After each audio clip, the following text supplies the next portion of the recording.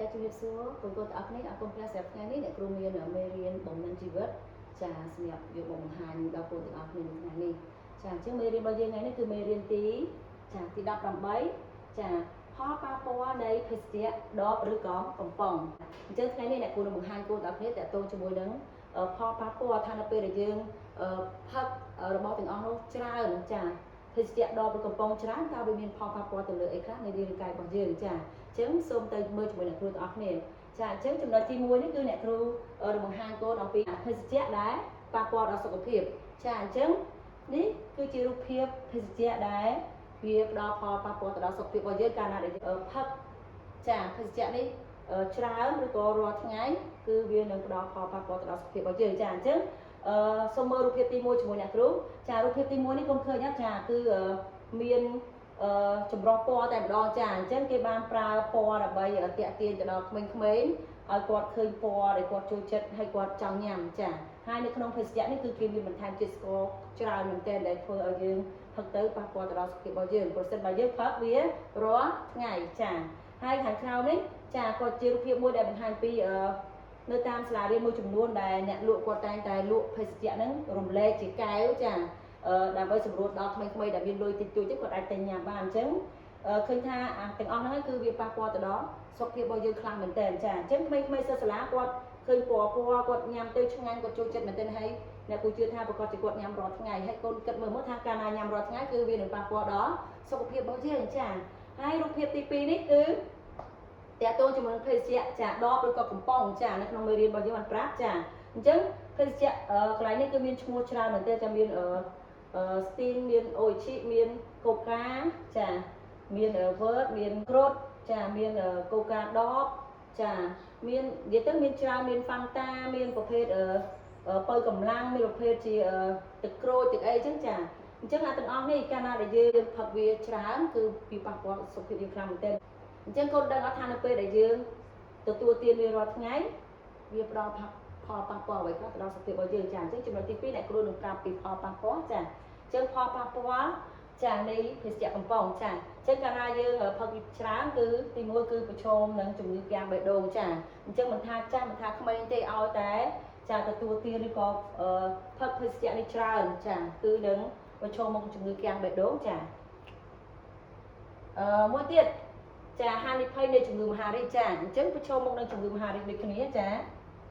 ចំណុចទី3ដាច់សរសៃឈាមក្នុងខួរក្បាលចាអញ្ចឹងវាផលប៉ះពាល់ខ្លាំងមែនទែនធ្វើឲ្យដាច់សរសៃឈាមក្នុងខួរក្បាលរបស់យើងចាហើយចំណុចមួយទៀតគឺការបាត់បង់វីតាមីនចាគឺការបាត់បង់វីតាមីននៅក្នុងខ្លួនចាអញ្ចឹងពេលដែលយើងញ៉ាំមកទាំងអស់ទៅយើងអត់សូវឃ្លានចង់ញ៉ាំអីផ្សេងទេចាអញ្ចឹងធ្វើឲ្យយើងបាត់បង់វីតាមីនផ្សេងពីបន្លែផ្លែឈើចាចំណុចមួយទៀតគឺសម្ពាធឈាមកើនឡើងចាអញ្ចឹងសម្ពាធឈាមរបស់យើងគឺអត់ល្អទេឡើងចុះឡើងខ្ពស់ជាងទៅចាគឺប៉ះពាល់ទៅដល់សុខភាពរបស់យើងដូចគ្នាចាស្បែកជ្រួញនិងស្ងួតចាអញ្ចឹងកន្លែងនេះដោយសារតែយើងអត់បានទទួលទានទឹកអត់បានផឹកទឹកគ្រប់គ្រាន់ណាកូនចាអញ្ចឹងយើងផឹកតែភេសជ្ជៈនឹងហើយយើងអត់បាន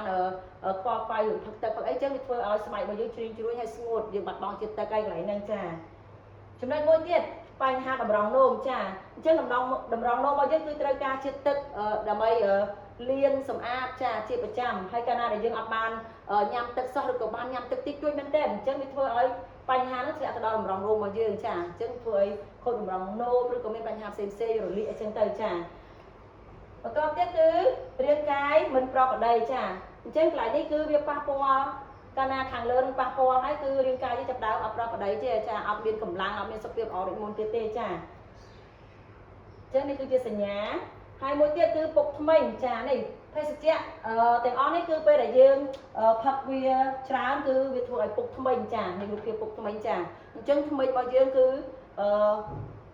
ល្អទេប៉ុន្តែយើងព្យាយាមញ៉ាំរបស់ផ្អែមនឹងច្រើនទៅវាទៅជាពុកធ្មេញខូចធ្មេញតាំងពីក្មេងចា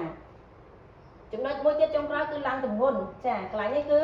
ធ្វើឲ្យយើងធាត់ចាគាត់ស្គាល់មិនតែគាត់ធាត់ដោយសារតែគាត់ចាផឹកគ្រឿងកំប៉ុងនឹងច្រើនចាអញ្ចឹងទាំងអស់នេះគឺជាសញ្ញានៃផលប៉ះពាល់នៃភេសជ្ជៈដបឬក៏កំប៉ុងចាអញ្ចឹងគាត់ដឹងហើយថាព្រះអង្គបានបង្កើតមនុស្សគ្រប់គ្នាមកគឺមានសុខភាពល្អបើយើងនៅចាំពីអាដាមអេវ៉ាគឺព្រះអង្គបង្កើតពួកគាត់មកគឺល្អមែនទែនទាំងសុខភាពទាំងរាងកាយគឺល្អឥតខ្ចោះទាំងអស់ប៉ុន្តែដោយសារតែមនុស្សមានអំពើបាបមនុស្សចាប់ដើម ធ្លាក់ទៅក្នុងអំពើបាបហើយពួកគេលេងចេះថែរក្សាអ្វីដែលព្រះបានឲ្យពួកគេចាប់ដើមភ្លេចពីអ្វីដែលព្រះបានឲ្យគេដូច្នេះពួកគេកំពុងតែចាបំផ្លាញសុខភាពរបស់គេរាល់ថ្ងៃនេះគេដឹងខ្លួនទេចាអញ្ចឹងគាត់ដឹងថានៅពេលដែលយើងជួបនៅស្ថានភាពទាំងអស់នេះចាបញ្ហាទាំងអស់នេះគឺយើងចាប់ដើមភ្ញាក់ខ្លួនថាអូយើងកំពុងតែមានជំងឺមានបញ្ហាហើយអញ្ចឹងយើងចាប់ដើម